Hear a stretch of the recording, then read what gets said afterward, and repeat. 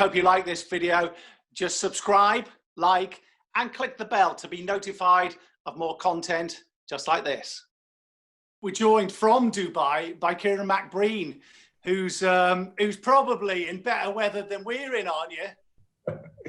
I have to say, we're getting to that time of year, Rob, where we'd rather be here than in the UK or Ireland. When it's summertime at home, we always want to be there, but when it's winter time, we prefer to be here. So we wake up in the morning to mid-20s, I would say, you know, so it's getting to that nice time of year where you can enjoy it. Now, let's get the big one out of the way. Are Spurs going to win the league? Well, we're in with a chance. I'm a very realistic Tottenham fan, Rob, as you know, and we're good. It's good. It's fun. It's exciting. It's unpredictable, like every team in the league at the moment. I'm not sure what's going on with any defense, but there's clearly some link with all these goals and no crowds in the stadium. As far as I'm concerned, it's just bizarre. But what it is, it's entertaining. It is. There's no doubt about that. Now, listen, we're talking about life coaching as much as anything else, which is something you've come round to after a career teaching, a career in sport as well. Why and how? I suppose I've been a teacher for 14 years and I've absolutely loved it. And I really miss it, to be perfectly honest. I've probably fallen out of love with the system more than the occupation.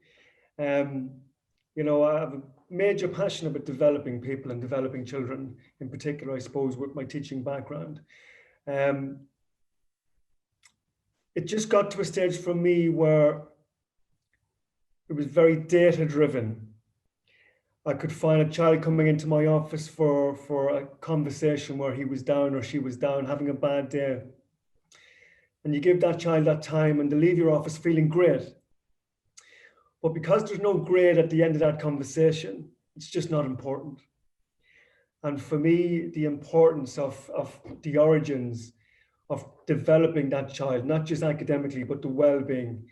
I'm not saying it doesn't happen, but the gap is just widening as far as I'm concerned.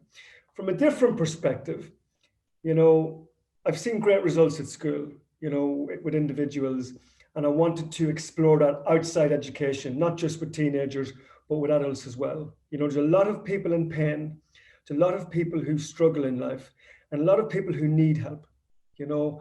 And I said to every client, Rob, there's absolutely nothing I do that's rocket science or crazy, you know. It's simply listening and talking and understanding, you know, and wanting that person to develop, going on that journey with that person, and being there with them. You know, too often in life, Rob, people, you know, you might say to your friend, I'm having a bad day. And the natural reaction is, oh, don't worry about it. We go and do this tonight, or don't worry about it. It's going to be okay. It may not be okay. You know, it may not be okay. And sometimes showing that empathy can go a long way to start the journey to fix it. You know, and I find in this career that you can really help. Yes, there's a structure.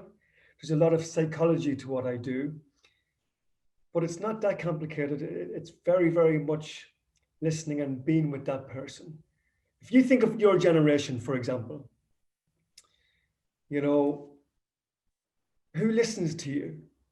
You know, you go to the pub with the lads, you have a conversation over a pint, but it's a conversation. You're never really expressing to your friend in that bar what's really happening in here and how much pain you may be in.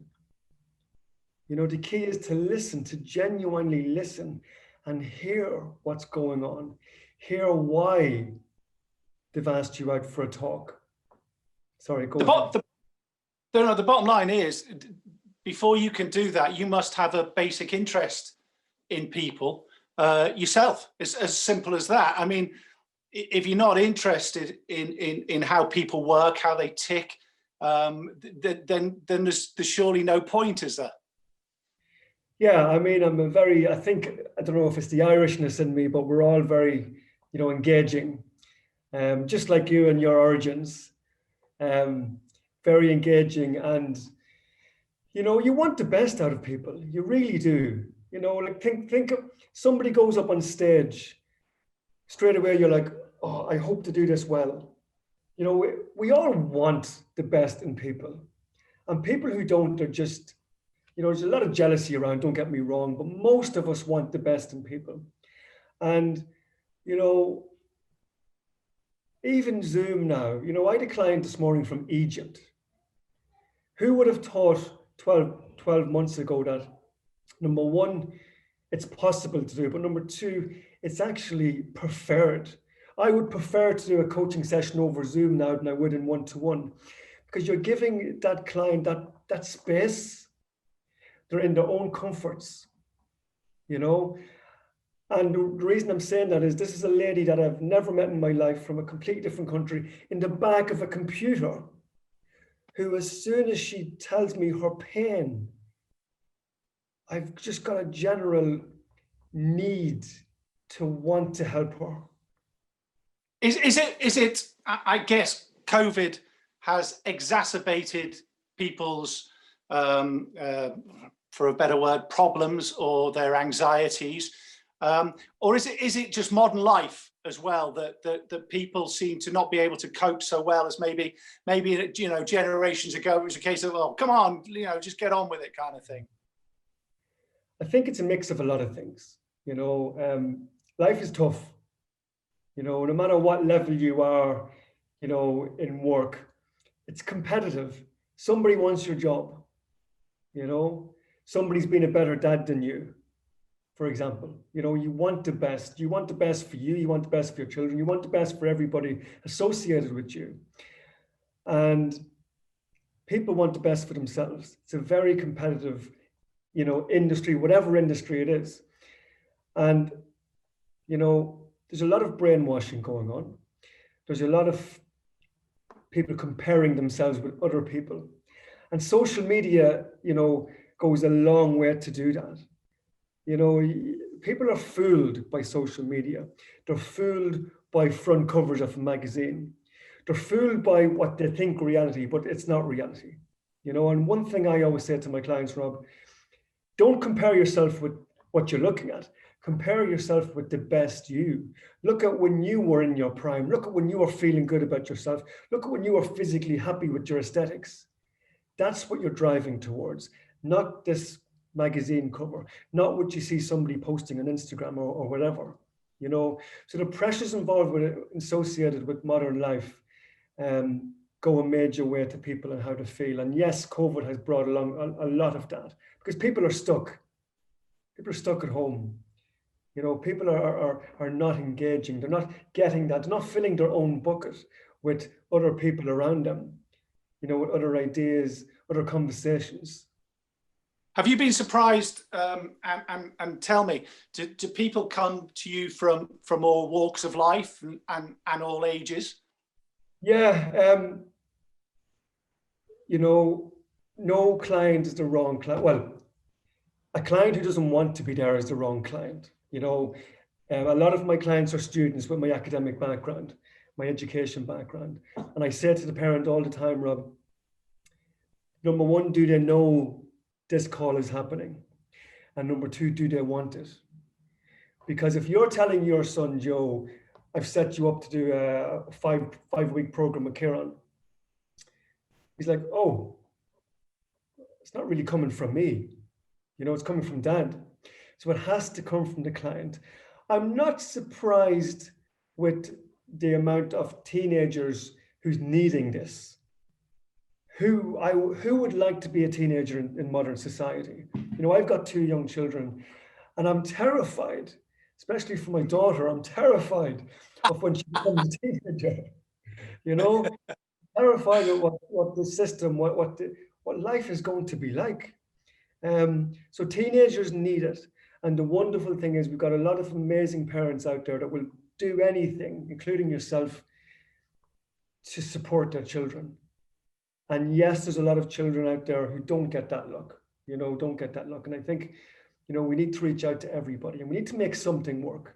You know, if a child contacted me on social media and said, I'm really in a bad place, I would just, it would be a pleasure to just jump on a call and just to have that chat to make it work, you know. How practically does it work? Do people approach you? Do you have specific programs for individuals? Do you have programs for business? Do you have programs for teams? Is it a variety that you're offering? There is. So my company, CMB Coaching and Training, the coaching element is the one-to-one essentially, but the training element is where I go into organizations and I deliver workshops. I have a particular workshop on feedback, one on positive psychology, and one on breaking down barriers. I like to create programs. So for example, if a student was to come on to me for a 5-week program, I call it the well-being warrior, you know, and everything's got a purpose to it. It's got a structure, but a lot of it is transferable. And I tell a lot of my clients, I say, the stuff I'm doing with you, do it on your brother or sister, do it on your friend. You know, it's really straightforward stuff. The training element of the business, Rob, is tight at the moment. You know, organizations are closed, you know, the funding may not be there. But like any organization, we have to adapt. And Zoom is certainly an opportunity to do that. You know, we can work in any country. You know, it's very, very straightforward. But the programs, you know, they range from 1 session to a 12-month program, the CMB journey. You know, so there's the CMB one-to-one session, there is the CMB program and the CMB journey. And the journey is very important because it's that checking in once a month. You know, the program is about giving the skills to the client, but the journey is about checking in to see what's been happening and how are you applying them skills. Because I tell many clients that, you know, the shift in behavior is not going to happen now. It's going to happen midweek when, you know, you're responding to a situation as opposed to reacting to a situation. You know, it's like, you know, it's like trying to change your free kicking method in football. You know, you've got the way you kick and you're always going to kick that way. But if you stop and think about the mechanical movement, then you start putting it into practice. So it's just the same as behavior, where, you know, if you keep doing the same as you always did, you're not going to change. So it's about slowing down, thinking about how can I apply these skills in my life and having a go. And if it doesn't work, it doesn't work. We've got to reassess and reevaluate. I was going to say, are the clients that have come to you and you've gone, gee whiz, this is tough. I don't know how to help, because I'm sure that there is a level you can help, but there must be clients that are more difficult, should I say, than others. I would say probably like in all aspects of life, you know, different personalities bring a different ingredient. The thing about coaching, Rob, is that, you know, the client has got the answers. The major belief is that the client has the answers. So if I was working with you, you know, it's just my questioning that gets you to come up and think for the answer yourself, you know? So it's having that bank of questions, having that motivation, but more importantly, having that connection. The connection is essential. And I find that, yes, in the first session, I've come across clients who aren't really bringing much to the party, you know, but building that rapport, building that connection, and more importantly, building that trust, you know, a few sessions down the line, boom, you see a major change. Understandably, you know, especially maybe middle-aged men, as you could appreciate, they come in with an expectation of, what's this all about? You know, especially if it's their wife that's telling them to go and do it, you know.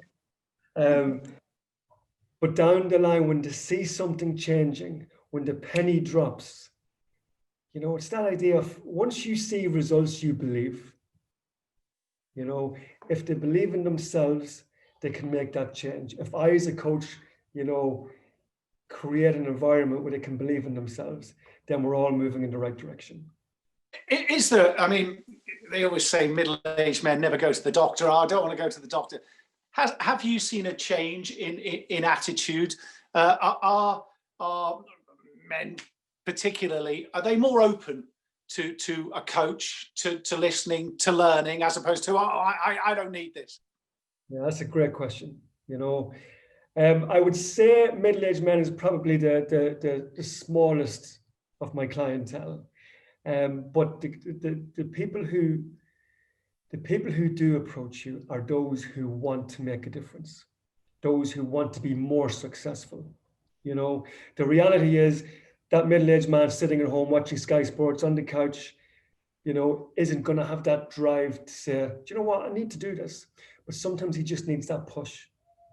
And by having that push, you know, it's about appreciating everybody in your life who wants you to be successful, who wants you to get up off that couch, who wants you to achieve, because they believe in you. They believe in you as a person, but they also believe in the skills that you have and what you want and what's possible with these skills.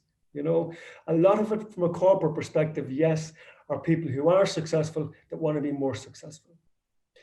From a female perspective, it's very common that they come in a bad place. Yes, they could be in that couch potato place and have the drive to say, you know, this is what I need in life. Or maybe it's been recommended by a friend, you know. Women will promote this kind of stuff to each other. Men, oh, it worked, but I can't tell the lads I did this, you know, that kind of way. And I think the more that we can open, the more that we can, you know, express that we're not perfect. And it's okay not to be perfect. You know, I've tried to do that in my own, you know, social media. I wrote a post last week about, you know, I had COVID, unfortunately, and it was tough.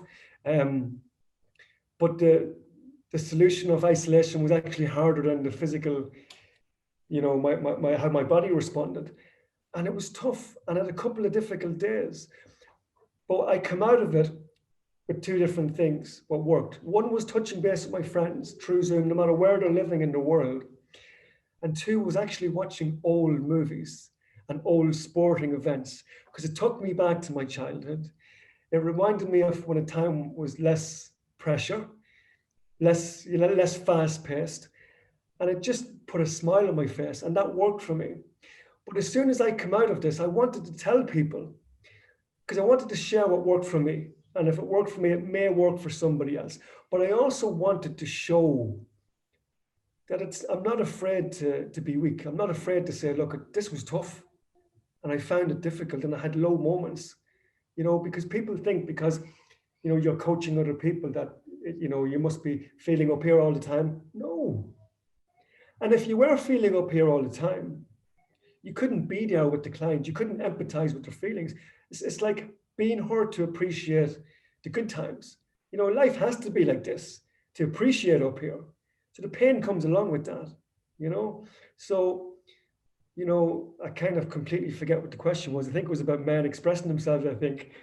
Was it? That's fascinating listening to you. What you, it's inspirational what you're saying. I just wonder how dispassionate do you have to be in a client relationship, because you must get very, very involved, but there must be that professional part of you that says, look, I have to stay distance. But then you wouldn't be human if you didn't go home at night and worry or you know, or feel low for them. But by the same token, I bet you feel exhilarated when you know you are helping somebody. No, absolutely. I come off every call, Rob, and I'm buzzing. I'm buzzing by the energy that's been created because there's been a shift in behavior. You know, we're moving in the right direction. I've, you know, I've, if there's a term for it, I've probably cried inside with clients because I feel their pain. You know, people just getting over difficult situations. So you get you get a range of different topics, different agendas.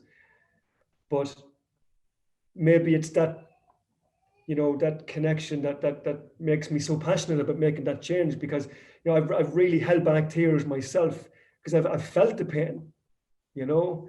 I've been off, you know, a discovery call with a client. I put the phone down and I go, Jesus, I feel guilty that I had to give her a price. You know, how can I listen to this lady speak to me like this for 30 minutes and break down, and then for me to give her a price list? It just felt so wrong. You know? And then to flip that, I try and say to myself, well, that's what makes me good at this, is that I care. I genuinely care, you know, and I wouldn't be a successful business whatsoever if I was doing everything for free, you know. And I do like to do a lot of free stuff, especially with students, you know. Every student I've taught, you know, they're welcome to come on a call anytime. The wonderful thing about social media these days is you can stay connected with many people. And I do strongly believe, you know, if you do get, you know, start a business up for the right reason, then everything will fall in place. You know, if you genuinely want to help and make change. My son is an aspiring sportsman, and he has, for want of a better term, a sports psychologist. He's an old friend of mine who's worked in sport many years, and Joe now will just not every day, but now and again just call him, and they keep in touch. If a certain situation has arisen, be it a good one or maybe a difficult one, they'll maybe have a chat. Do clients keep in touch with you, and is that part of it, that, you know, you're almost always there for them going forward? Yeah, I mean, I make it very clear at the very start how it works, you know, and at any stage, I make it very clear that this is a journey that we're on together. And it's not just about this 1 hour that we're doing, it's about the whole journey. And I check in with them with each client officially once a month, but they can contact me anytime. Now, it doesn't mean that I have to be on call all the time. You know, I could be with a client, but, you know, people just need to know. They don't always use it, but if they know it's available, then they know they've got that support. And that's what people need in life, is simply support, knowing that somebody is there who wants the best out of them, that wants the best for them. So yes, that's a very important part of it, is that they know they can just lift the phone, you know, especially if something bad has happened, you know, especially if they don't know how to deal with this situation, you know. And a lot of the times the conversation is not, you know, this is what happened, what will I do? It's not about that. It's just a call. It's just a connection. It's just a conversation. You know, as a coach, we don't give the answers. We're not mentors. We're not psychologists. You know, we don't say, this is what you should do. We ask the right questions so they can come up with their own solution. Listen, it's fascinating to talk to you. Really appreciate you joining us today. How do people get in touch with you? We will on this interview put up your details, your website details, but just tell us anyway what they are. Well, thanks so much, Rob, for having me as well. I very much appreciate it. So CMB Coaching and Training, okay, and cmbcoachingandtraining.com is my website. So on my website, you can look and you can see what different courses I run, okay, or a one-to-one coaching program as well. So yeah, it's a new startup, something I'm very passionate about, as you can see. I'm very hungry to make a difference and to help many people, you know, so please get in touch. I'd love to help.